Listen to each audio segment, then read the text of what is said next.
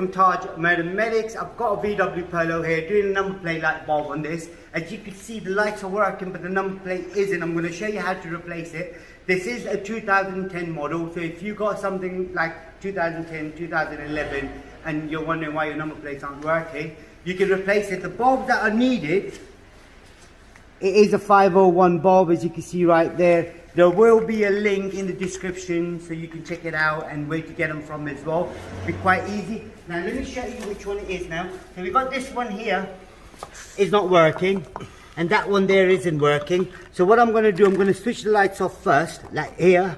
That one's not working, that one's not working, and they're quite easy to undo as well. So if you got a little clip here on this side, so you do that, take the whole thing out, and then undo it. That's it. And then put a new bulb in. Make sure it goes back the same way you take it out. But before I do that, I'm going to just switch the lights off. Okay.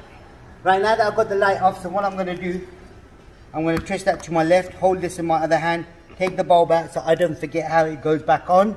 I know how it goes back on, so you don't forget how it goes back on. You slot it in, do the same thing again, turn it, and then slot the whole thing in. Just going to check it for you now. Make sure it's working. Now as you can see, that one there is working. Same procedure on this side here as well. So what I'm going to do, I'm going to change this one in a minute, but if you know how to do this one, I'm sure you'll know how to do this one as well. If there is anything else you need to know, please do let us know in the comments below. Don't forget to subscribe to our YouTube channel, like the video. Thank you and goodbye.